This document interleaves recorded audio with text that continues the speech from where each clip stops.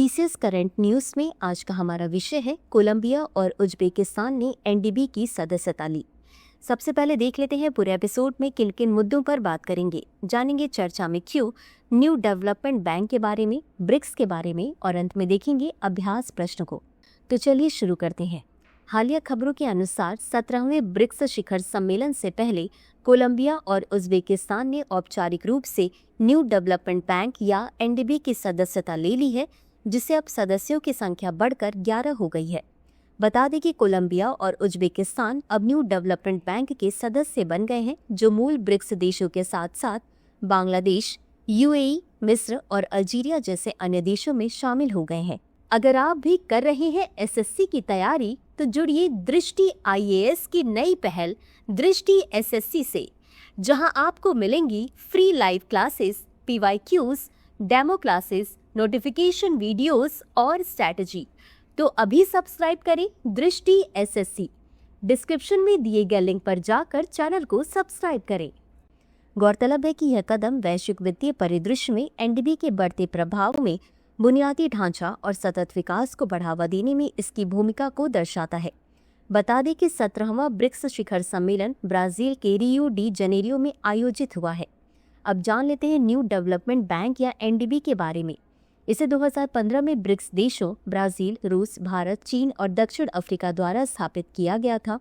इसका उद्देश्य सदस्य देशों में बुनियादी ढांचा और सतत विकास परियोजनाओं को वित्त पोषित करना है। बता दें कि इसने अब तक 120 से अधिक निवेश परियोजनाओं को मंजूरी दी है, जिनकी कुल राशि $40 बिलियन से अधिक है। वहीं ये परियोजनाएं स्वच्छ ऊर्जा, परिवहन, जल आपूर्ति, स्वच्छता और डिजिटल बुनियादी ढांचे जैसे क्षेत्रों को कवर करती है।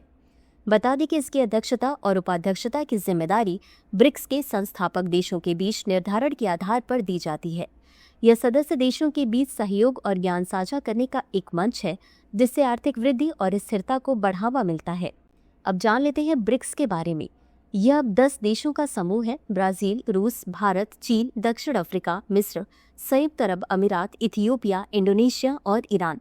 ब्रिक्स का नाम इसके मूल सदस्य देशों ब्राजील, रूस, भारत, चीन से बना है, जिसमें 2010 में दक्षिण अफ्रीका शामिल हुआ। बता दें कि जनवरी 2025 में इंडोनेशिया ब्रिक्स का पूर्ण सदस्य बन गया था।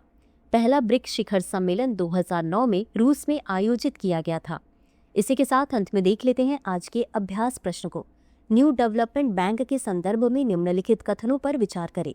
1. इसे 2015 में ब्रिक्स देशों ब्राजील, रूस, भारत, चीन और दक्षिण अफ्रीका द्वारा स्थापित किया गया था। 2. इसका उद्देश्य सदस्य देशों में बुनियादी ढांचा और सतत विकास परियोजनाओं को वित्त पोषित करना है। उपर्युक्त में से कौन सा या कौन से कथन सही है या सही है?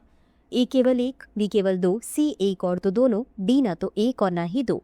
इस प्रश्न का उत्तर कमेंट बॉक्स में जरूर दें। अभी के लिए बस इतना ही। धन्यवाद। डियर व्यूअर्स, अपने एग्जाम की तैयारी को और बेहतर करने के लिए हमारे चैनल को लाइक, शेयर और सब्सक्राइब करना न भूलें।